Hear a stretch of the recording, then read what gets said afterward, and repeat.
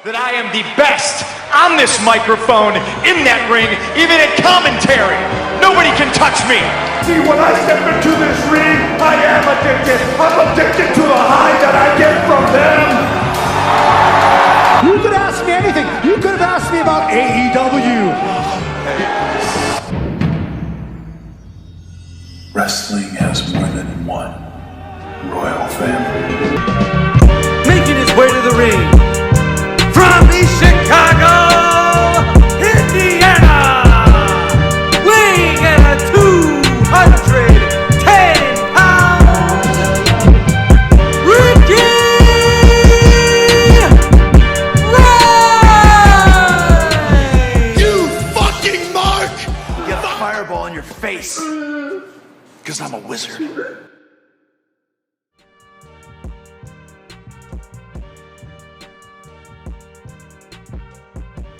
Welcome back, everybody, to the RicTalk Podcast, starring Ricky Rhymes.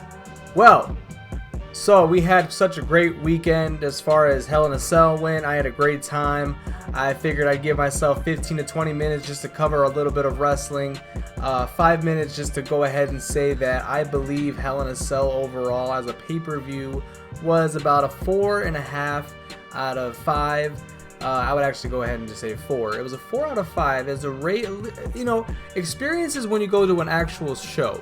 When you go to an actual show for wrestling, it's top of the line in my opinion, because you're in a great atmosphere. You're actually immersed with the crowd, and you're seeing live wrestling in front of you, and especially if you have really great seats, which I believe I had some really great seats. I was with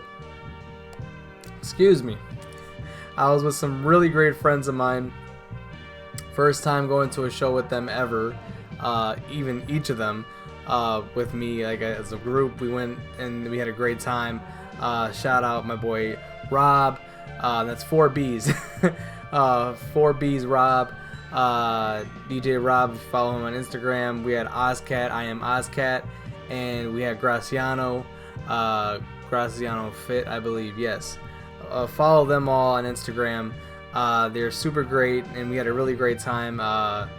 We enjoyed the Chicago area and going into Allstate Arena, and this was Graciano's very first wrestling show ever live, and he had a really great time, so I was glad to pop his cherry when it comes to wrestling shows. I was super glad to have met them out there. Thank you guys for really having a great time with me. I warned them beforehand, I get really energetic when it comes to wrestling, especially when I know it's like certain things and certain characters. I was really excited to see Cody Rhodes the entire time. This is my second time seeing Seth Rollins, but seeing him on a main event, finally, it's been a long time since seeing like Seth Rollins without a title being in the picture. It was really great to see a great main event. And overall, I think the show was definitely a 4 out of 5 stars. Just because of, I felt bad for Cody Rhodes. I know he probably wanted to give a better performance, but hands down, if you literally were going in there with a torn pec and you still gave one hell of a fucking show and put your heart into it, I completely salute you. And I'm glad that you did what you wanted to do, and you went out there and gave one hell of a show regardless of what the situation was. I really think that deep down inside, like I really enjoyed watching you perform, and I enjoyed singing along to your music and staying for that speech at the very end of the show. I can really tell that, if he is out for a few months, which I would not blame him to go ahead and, completely heal. I believe that he's literally like my favorite wrestler of the year, and favorite wrestler right now in general, just because of the amount of heart and passion he has for the business. And it's not even WWE or AEW, it's just wrestling in general, and I completely salute Cody Rhodes. So thank you, Cody Rhodes, for literally inspiring many wrestlers, hopefully showing them that I in my opinion, the way I look at it, he it's like Kendrick Lamar dropping the Control verse. I could literally go in there with the whole torn pec, and I could show you guys what wrestling is. it's not, I'm gonna take this time to heal, and you don't show back for a while and it's hard to put you back on the card. It's literally like, this is it. I'm gonna go in there regardless. People have paid money to see you. Why am I gonna skip out? And that made me feel appreciative of actually coming out there that night. I would have said in this interview that I really just didn't have crazy high expectations going in. I did feel like this was the most focused pay-per-view so far this year, and not being overshadowed by anything else. I do think that a lot of the performances in the pay-per-view in general were absolutely great. And I just think that, I'm not going to go back saying that I regret buying the tickets. I'm glad I bought the tickets. I'm glad that I pushed my friends to go to an event. This may be the last WWE event I go to for a while.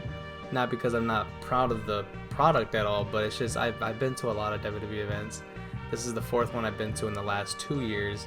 So I do want to at least go to an AEW and see what the atmosphere is like out there. And I really want to sing along with Judas. I want to, be a part of the AEW crowd. So that is what I felt about Hell in a Cell. I didn't want to go too into detail with Hell in a Cell, just because I know that it already happened. We're already here, and today was AEW Dynamite. I did not have my ice cream today. I didn't have time, but we did have pizza, which is definitely great. If you are in the Rockford area, please, if you haven't had it, and I'm not trying to educate anybody, but if you haven't had it and you haven't been to Rockford, Lino's is a really great spot for pizza. I enjoyed it. It's one of my favorites out here. So if you are in the Rockford, Illinois area, please try out Lino's. That shit is fire. It definitely went well with a little bit of AEW Dynamite. Starting off the show though, I really had high expectations for the Battle Royal. I did not know that this is how the Battle Royal works. So they start off with 5 people, and it kind of goes as a hand. If you're playing like poker and stuff like that, or cards, like the club, and then they have like the spades or whatnot. It's got different names, but basically 5 people get released every so often during the match, kind of like in the Royal Rumble. Instead of like a Royal Rumble, it's one person after another. It's literally 5, 5, 5, 5, 5, and then you get the Joker at the very end. I was very underwhelmed with that, especially like if I was trying to put new people on to AEW, I would not have put them on with this episode, just because the first, that just going into the match, like people could watch it and they're like, yeah, this looks fake and stuff like that, and it's like, it kind of makes things like unenjoyable for you, and it kind of makes you don't want to explain shit at that moment. I mean, you could just say like, this is what pro wrestling is right here. It's not UFC. It's this isn't ballet. This is what pro wrestling is. Pro wrestling is it's even better when you're in the event. When you're over there, you're enjoying yourself. It's almost like for me when I'm trying to watch baseball and people want to watch baseball on TV. Baseball is a thing that you got to experience live, so you have to do with wrestling. So I'm not going to explain myself when it comes to me watching wrestling. I already know what I like and what I don't like. And one of the things I didn't like about this Battle Royal match was that it was 5 people after 5 people after 5 people, plus all the people in the match. Come on now. Jon Moxley is the #1 contender for the AEW World Championship. And none of these guys, in my opinion, were deserving of that. You guys could have just made a 4-pack challenge or a 6-pack challenge, and then you could have had guys that literally were in contention under Jon Moxley. And honestly, Jon mops the floor with all these guys in the ring. None of them could have done it. And when it comes down to Kyle O'Reilly being the one, Kyle O'Reilly is cool. He's even cooler with the Undisputed Elite. Kyle O'Reilly is just not competition to me when it comes to Jon Moxley. Jon Moxley it's established in my opinion, and just the way Jon Moxley is and stuff like that, like I could see on Andrade, or I could see like even Lance Archer, just guys like that. Why couldn't they just throw in Brian Cage? Why couldn't Kenny Omega come back? Obviously realistic points that I don't know what's going on with Brian Cage. And same thing with Kenny Omega. Kenny Omega's backstage, but the dude's not completely healed, so. And probably it wouldn't have been the best night to bring back Kenny Omega. Maybe Kenny Omega's not coming back until Forbidden Door, you know? And that would be the perfect pay-per-view for Kenny Omega to return, because Kenny Omega, you know, in New Japan Pro Wrestling, come on now, it makes sense. So I felt like this, you know, this starting off, it was kind of mid. It did heat up a little bit at the end. I wish Yuta would have actually won the Battle Royal. That would have really stirred a lot, but maybe they don't want to stir shit too early. But, you know, and plus I think Jon Moxley already fought Yuta. But, you know, in my opinion, Yuta would have got pushed really good at the end of that match. Kyle O'Reilly winning, not so much in my opinion, you know, but maybe they're just trying to heat things up even with the Undisputed Era Elite. After that, we had shown a new title, which is the All Atlantic title. And the All Atlantic title, I mean, it looks pretty nice. I guess they want to give more people an opportunity when it comes to the title. This is AEW's version of the Intercontinental title, because the TNT title, come on, at this point, it's like the 24/7 title. So the way that shit was like just passed off back and forth, it just didn't seem right. And I don't think that title's gonna have any type of like, it's not gonna feel like a solidified title for a while. And hopefully with this new title coming in, it might be a little more solidified. With that being said, Pac versus Buddy Matthews, formerly known as Buddy Murphy. Crazy, it was a pretty decent match. Pac stole the show, I think, and he advanced into the tournament for that All Atlantic title. Who is Will Ospreay? Because the dude looks cool. Yeah, don't get me wrong, the guy looks awesome. And him, you know, coming into that arena, and the way he attacked, who did he attack? He attacked FTR, and now they set up a match for Rampage already. Now, this is the thing about this episode, before I get into it even more, because I don't want to spend too much time on this. FTR is gonna fight Will Ospreay's group this Friday on Rampage. Now, this is why this episode to me, as from the start, it kind of just felt pretty mid.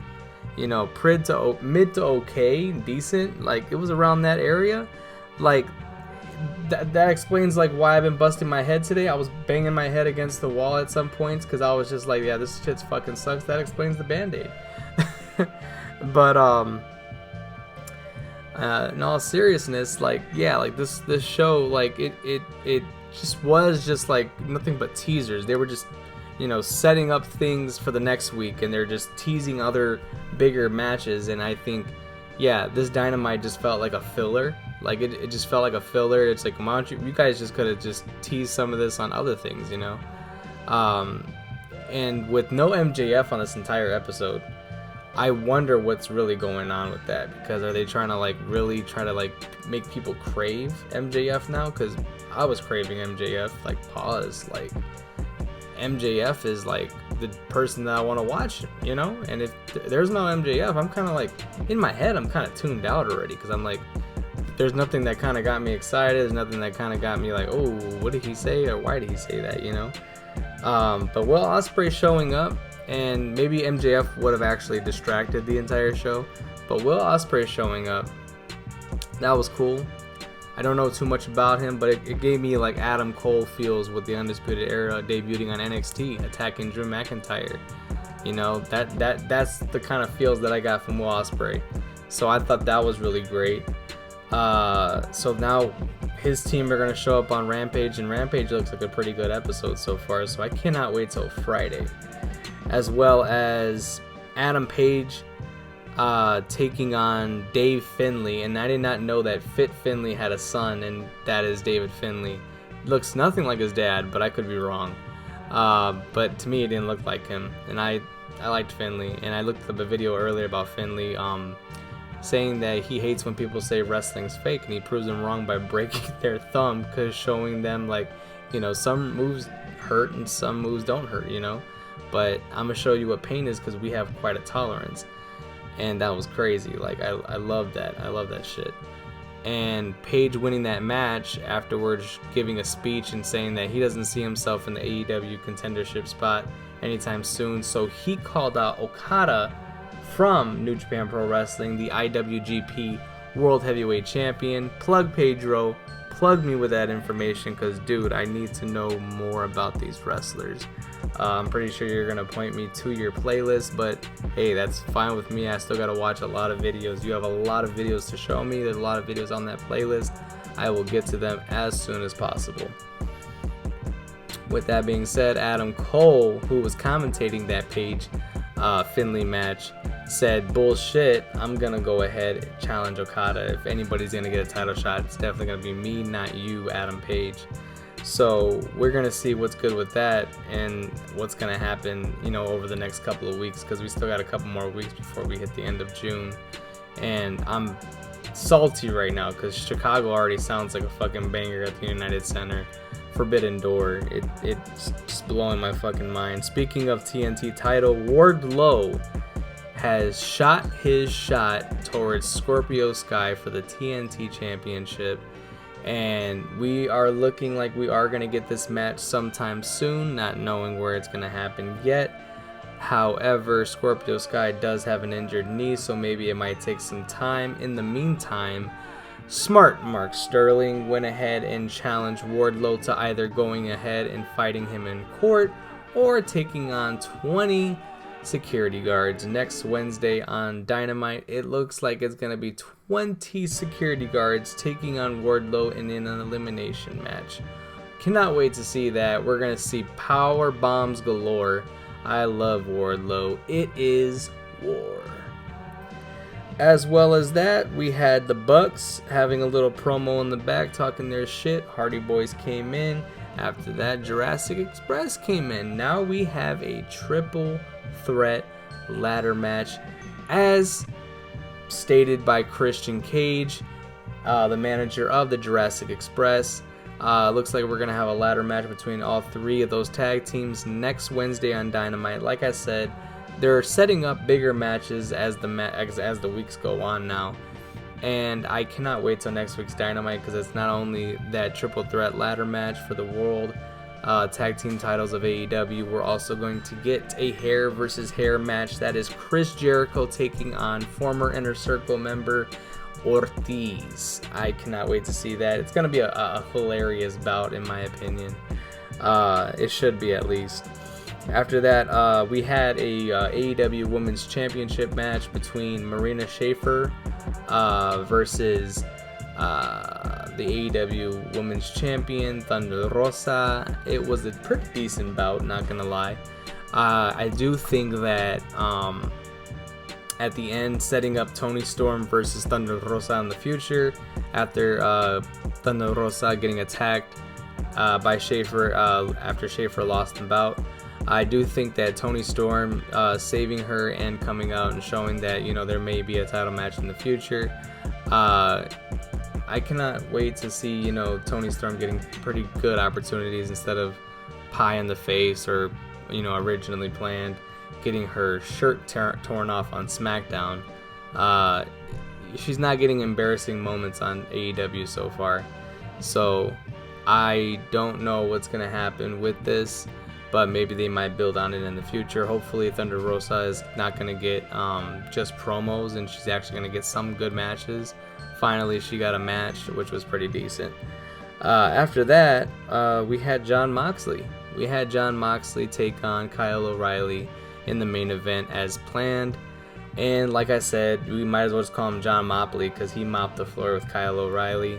I did fall asleep a little bit during this bout because I was extremely fucking tired. It could have been me being tired from all that mid, but that was just an uneducated Mark, talking his shit on this podcast. Yes, I'm an uneducated Mark. This was an uneducated Mark opinion. But what did you guys think about that Battle Royal? What did you guys think about this AEW Dynamite episode? Comment below and let me know what you guys thought. I think that the episode as overall was about a 3.5 out of 5. You might say I suck because of me rating this less than Hell in a Cell, because Hell in a Cell was mostly Raw matches. But to be quite frank with you, I do think Hell in a Cell had story. It had a lot of, heart, in my opinion, as opposed to this show, which was just, I feel like when you have a lot of people inside of a Royal Rumble type match, and they're all in there already, and the match has been on for a while, and they just don't know what they're doing, and you got 3 guys trying to scissor each other's hands. What's going on here? Like, to me, it was not that entertaining as I thought it could have been. It just seemed like it was just gonna be nothing. Like it just wasn't what I thought could have been really great overall. Like it wasn't what I expected. I expected, something that was just gonna be me on the edge the entire time. You had Darby Allin getting eliminated. You have Swerve Strickland eliminating Keith Lee. It was a lot of kind of like what the fucks. It just did not feel like, oh, we got some people who really want this. Or I mean, it was people who really wanted it, but it just didn't feel right. It did not feel right, and especially with Kyle O'Reilly winning. I mean, we just knew that at the end, he's just gonna get mopped with the floor. But like I said, I just wanted to talk about this shit for about a good 20 minutes, 15-20 minutes. I hit my 20-minute mark. Let me know what you guys think in the comments below. Like and subscribe, especially if you want to hear me, rant a little bit about some wrestling. Like I said, I try not to be too harsh on, either promotion. I like watching wrestling as a whole. Comment your favorite wrestling promotion. Should I check out somebody else? Should I go ahead and watch something else? What do you guys think? Comment below and let me know. Like always, subscribe. Go ahead and watch the next video that comes out. I'm trying to make sure it ends up on your guys' platforms as soon as possible. The next video that actually is going to be coming out is going to be the Chris Jericho toy unboxing that I recently got from AEW. AEW Dynamite's AEW's Unrivaled Series 8. Chris Jericho, the Painmaker, with the Inner Circle shirt on. Ladies and gentlemen, as always, this was Ricky Rhymes, and I'm out of here.